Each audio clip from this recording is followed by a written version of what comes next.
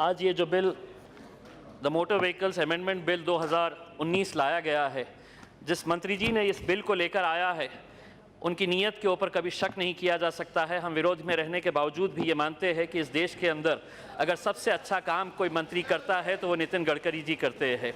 और इसकी ज़िंदा सबूत हमने पुणे मुंबई एक्सप्रेसवे जब बनाया गया था तो हमने पूरी दुनिया को दिखाया था कि अगर हम भी कुछ अच्छा काम करना चाहे तो कैसा कर सकते हैं, और इसका पूरा श्रेय अगर किसी को जाता है तो माननीय नितिन गडकरी जी को जाता है। लेकिन इस बिल के ज़रिए हमने एक्सीडेंट्स के बारे में चर्चा की, कितने लोगों की जान जाती है, हमने इसके बारे में चर्चा की। लेकिन मंत्री जी, मैं आपको एक इंसानियत का मुद्दा इस बिल से जुड़ा हुआ है। 2 दिन पहले नवी मुंबई के कामोठे इलाके में सार्थक चोपड़े नाम का 7 साल का लड़का अपने माँ बाप के साथ सड़क से जा रहा था। शाम का वक्त था। सामने से एक स्कोडा गाड़ी तेज़ रफ्तार से आती है और सड़क चलने वाले लोगों के साथ जितनी भी गाड़ियां उस रास्ते के बीच में उसके सामने आती है उनको कुचल कर निकल जाती है। वो लड़का 7 साल का अपनी जान गंवा बैठा, वो मर गया। उसके माँ बाप अपनी आंखों के सामने देखते रहे कि जिस लड़के को वो घुमाने के लिए निकले थे वो मर गया। उसी के साथ साथ 32 साल का एक वैभव गुरव नाम का लड़का उसी गाड़ी के चक्के के नीचे आ जाता है और मर जाता है। उनका कसूर क्या था? तो इनका कसूर कुछ भी नहीं था। ये कसूर अगर किसी का था तो सामने आ रही जो गाड़ी थी वो गाड़ी चलाने वाला शराब पीकर गाड़ी चला रहा था।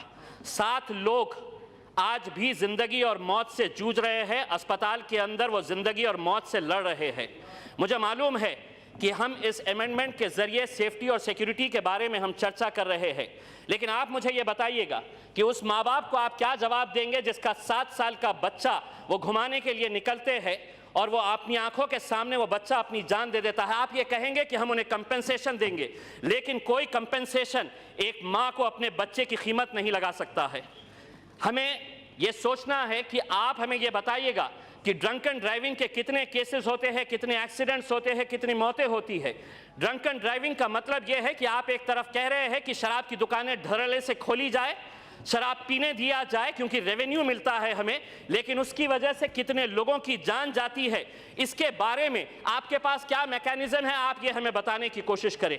आपके पास कोई मैकेनिज्म नहीं है।